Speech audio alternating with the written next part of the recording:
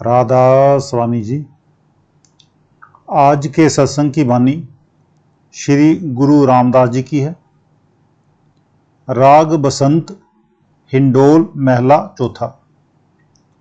सत्संग के वचन।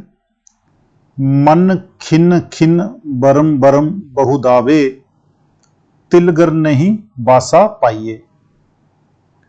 चौथी पातशाही श्री गुरु रामदास जी का शब्द है। जितना प्यार, जितना इश्क गुरु रामदास जी ने किया है, शायद ही किसी और महात्मा ने किया हो। मैं सत्संग में कई बार कह चुका हूं कि जब गुरु अमरदास जी ने चाहा कि मैं गद्दी किसे दूं, तो उन्होंने दोनों पुत्रों, दोनों दामादों और बहुत सारे प्रेमियों को कसौटी पर रख दिया और कहा कि अपनी अपनी मिट्टी लाओ और चबूतरे बनाओ। जब उन्होंने चबूतरे बनाए तो इतला दी कि महाराज चबूतरे तैयार हैं। महाराज जी कहने लगे कि ये ठीक नहीं, फिर बनाओ। फिर बनाए। कहने लगे कि ये भी ठीक नहीं, और बनाओ। जब फिर बनाए तो कहने लगे कि ये भी ठीक नहीं, बल्कि इस जगह को ही छोड़ दो और उस मैदान में जाकर बनाओ। जब वहां बनाए तो कहने लगे कि ये मिट्टी अच्छी नहीं, फिर बनाओ। उस वक्त आपकी उम्र 105 साल की थी। लोग कहने लगे कि 70 वर्ष की उम्र में इंसान की यादाश्त, अकल वगैरह कायम नहीं रहती, इनकी उम्र तो और भी ज़्यादा है। बहुत से लोग हट गए। बहुत से लोग ऐसे हैं जो द्वारा आए ही नहीं। जो लोग बाकी रह गए वे चबूतरे बनाते और गुरु साहिब को पसंद ना आने पर तोड़ते रहे। फिर थोड़े और हट गए, थोड़े बाकी रह गए। काफी अरसे तक ये काम जारी रखा। आखिर एक रामदास जी रह गए। बाकी सब के सब आहिस्ता आहिस्ता छोड़कर चले गए। सब लोग कहने लगे कि तू भी छोड़ दे, क्योंकि गुरु साहिब की अकल कायम नहीं रही। रामदास जी ने कहा, सारा जहान अंधा है, गुरु सुजाखा है, यानी कि गुरु आंखों वाला है। सारा जहान पागल है, गुरु की अकल कायम है। खैर, अकेले लगे रहे। लोग कहने लगे कि तू भी पागल है। कहने लगे, आप मुझे जो मर्जी कह लो, लेकिन मेरे गुरु को कुछ भी ना कहो और मेरे गुरु के बारे में आपने कुछ भी नहीं कहना। अगर सारी उम्र गुरु अमरदास जी चबूतरे बनवाएं तो रामदास बनाता रहेगा। तो ये प्यार था एक शिष्य का अपने गुरु के प्रति। और यही एक चीज ऐसी होती है जिससे बाकी शिष्य, जैसे ये जो अभी आपने साखी ऊपर सुनी है, तो बाकी जो शिष्य थे वो जब गुरु परीक्षा लेने पे आता है तो वो परीक्षा दे ही नहीं पाए। और यही जो अपने सच्चे मन से अपने गुरु को प्यार करता है और गुरु पे पूरी आस्था रखता है, वही टिक पाता है। बात ये चबूतरे बनाने की हो, चाहे हम आज की दौर की बात करें, गुरु के आगे वही टिकता है जिसके अंदर दृढ़ विश्वास हो। गुरु साहब देख रहे थे, क्योंकि जिस जगह ये नाम रूपी दौलत रखनी है, वह हृदय भी मजबूत होना चाहिए। आखिर गुरु गद्दी दे दी। कहने का मतलब यह है कि गुरु साहब ये देख रहे थे, क्योंकि जिसको गुरु गद्दी देनी है, नाम रूपी दौलत बख्शनी है, उसका भी हृदय देखना है कि यार वो इस काबिल है भी है कि नहीं है। इतिहास कहता है कि उन्होंने 70 बार चबूतरे बनाए और 70 बार गिराए। ये उनकी वाणी है। कहते हैं, मन बाहर ही बाहर ठोकरें खाता फिरता है, अंदर तीसरे तिल में नहीं जाता। तीसरा तिल आंखों के 2 तिलों से पीछे और परे है। गुरु रामदास जी कहते हैं कि हम इसको जानी मन को क्या कहें। फिर आगे कहते हैं, गुर अंकस शब्द दारू, सिरदारियो गर मंदर आन बसाइए। जो हथियार महावत हाथी को चलाने के लिए उसके सिर पर मारते हैं, उसे अंकुश कहते हैं।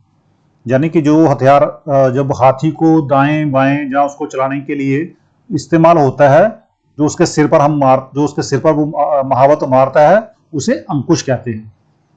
और मन क्या है? मन हाथी है जो कि अंदर नहीं जाता। और अंकुश किसका है? गुरु के शब्द का। महावत कौन है? गुरु। ये बड़ा अच्छा एक वो दिया है, उदाहरण दिया है कि जो मन है वो हाथी है, वो काबू में नहीं आता है। और अंकुश क्या है? शब्द, जो नाम शब्द है वो अंकुश है। और महावत, जहां पर महावत कौन है? गुरु, गुरु जी हैं। जिस तरह महावत अंकुश मार मार कर हाथी को सीधा चलाता है, इसी तरह जब गुरु शब्द का अंकुश मारता है तब मन वश में आता है।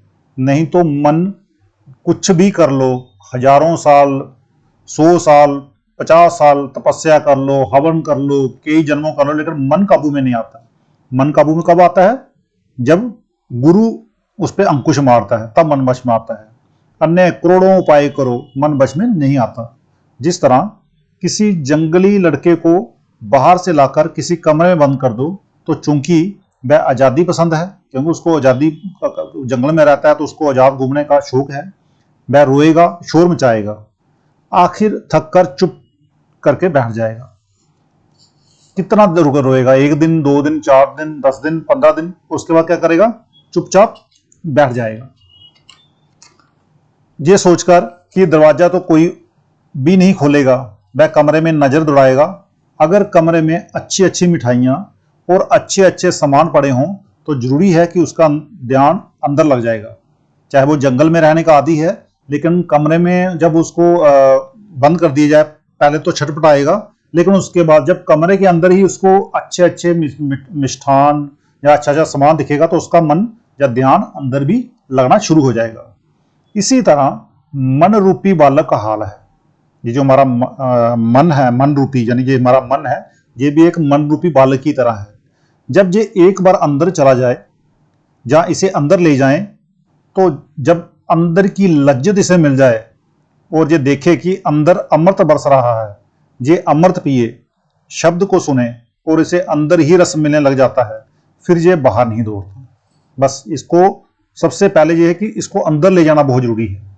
फिर आगे कहते हैं, गोविंद जीव सत्संगत मेल हर दियाइए। अब प्रार्थना करते हैं कि हे मालिक, कृपा कर मुझे गुरु की सोबत और संगति मिलती रहे, ताकि मेरा भजन बनता रहे और तेरे नाम की कमाई होती रहे, तेरी याद बनी रहे। फिर कहते हैं, हौमे रोग गैया सुख पाइया, हर सहज समाध लगाइए। कहते हैं, जब मन अंदर गया और उसने अमृत पिया तो काम क्रोध आदि नाश हो गए और हौमे ममता मर गई। क्या कहने का मतलब जहां भाव ये है कि जब मन अंदर जाता है और अंदर की लज्जत लेता है, अंदर का अमृत पीता है, तो काम क्रोध मोह लोभ सब छूट जाते हैं। और जो हौमे होती है ना, मैं करता हूं कि मैं ही सबसे बड़ा हूं, जो मैं हर इंसान के अंदर होती है, वो मर जाती है। और ममता, किसी से हम प्यार करते हैं, मोह होता है जो, वो सब मर जाता है। वह मन रूपी हाथी जो अंदर नहीं जाता था, अब प्रेम प्यार में आ गया, समाधि में आ गया और अंदर लज्जत लेने लग गया। आगे फिर कहते हैं, गर रतन लाल बहुमानक, लादे मन ब्रह्मिया लह ना सकाइए। कहते हैं, हर एक आदमी के अंदर करोड़ों खंड ब्राह्मण, करोड़ों सूरज चंद्रमा है, ईश्वर परमेश्वर है। चूंकि इसका मन अंदर नहीं जाता, बल्कि विषय विकारों में, काम क्रोध में बाहर ही बाहर फिरता है। कहने का मतलब जहां पर यह है कि हर इंसान के अंदर, हर एक आदमी के अंदर करोड़ों खंड ब्राह्मण हैं और करोड़ों सूर्य चंद्रमा, जो हम जहां पर देखते हैं, जो तो हमें एक ही सूर्य दिखता है, लेकिन करोड़ों का मतलब समझिए कि आप एक सूरज को आप आंख भर के, दिन में आंख भर के नहीं देख सकते, आपकी आंखें चुंधिया जाती हैं।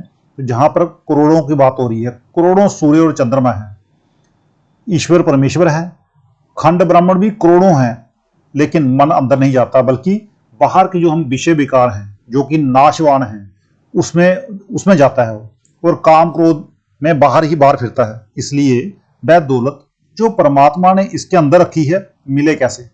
जब ये बाहरी मन बाहर ही घूमता रहेगा, तो जो परमात्मा ने जो इसके लिए लज्जत या इसके अंदर अच्छी दौलत जो इसके अंदर रखी है, वो उसको कैसे मिल सकती है? फिर कहते हैं, जीव ओड़ा कूप गहुज गिन काड़े, त्यू सतगुर बसत लाइए। कहते हैं कई पुरानी वादियों में, गांवों में ऐसे कुएं हैं जो दबे हुए हैं। आम लोगों को उनका पता नहीं, मगर जो ओड़ा होते हैं वे आकर देख लेते हैं और कुआं निकाल देते हैं। ओड़ा को पानी पंडित भी कहते हैं।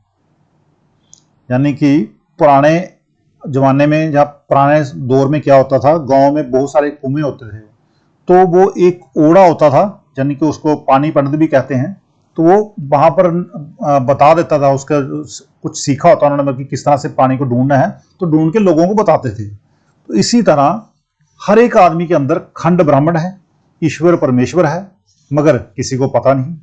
सतगुरु ओड़ा है, यानी कि हर इंसान के अंदर करोड़ों खंड ब्राह्मण है और साथ में ईश्वर परमेश्वर तो हर इंसान के अंदर ही है।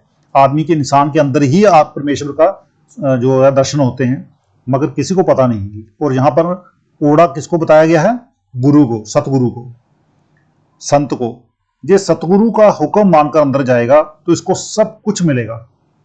इसके अंदर बगीचे हैं और ऐसे ऐसे बगीचे हैं, उसकी जो लज्जतें हैं, वो उसका जो फल, अगर आप अंदर अगर जाते हो तो जो फल आपने बाहर खाए हैं, जहां पर सृष्टि में जो हम लोग खाते हैं, आम, सेब, या जो भी आपको हमें लगता है कि बहुत मीठे फल हैं, बहुत अच्छे फल हैं, उनका स्वाद अंदर के जो बगीचे हैं, उनका फल का स्वाद अगर एक बार लज्जत ले ली तो फिर जो बाहर वाले तो आपको बिल्कुल उसके सामने फीके नजर आएंगे। अंदर अमृत बरस रहा है, जब जे उसकी लज्जत लेगा तो सुखी हो जाएगा। फिर आगे कहते हैं, जिन ऐसा सतगुरु साध ना पाइया, ते दृग दृग नर जिवाइये। अब श्री गुरु रामदास जी कहते हैं कि अगर मनुष्य जन्म पाकर इसे अंदर की राह देने वाला गुरु नहीं मिला और इसने मेहनत करके पर्दा नहीं खोला, तो इसके जन्म लेने पर लानत है। कहने का जहां भाव ये है, गुरु रामदास जी कहते हैं कि अगर मनुष्य जन्म भी मिल गया और अंदर जाने के लिए जो रास्ता होता है वो खाली गुरु ही बता पाता है, और गुरु अगर नहीं मिला इस जन्म में, और इसने जब गुरु ही नहीं मिला तो इसने मेहनत करके पर्दा कहां से खोलना है। और अगर ऐसा नहीं होता है तो गुरु रामदास जी कहते हैं कि हमारा जन्म लेने पर लानत है, इसका जन्म व्यर्थ चला गया, इसने अपना जन्म ज्यों ही गवा दिया। फिर आगे कहते हैं, जन्म पदार्थ पुण्य फल पाइया, कौड़ी बदले जाइए।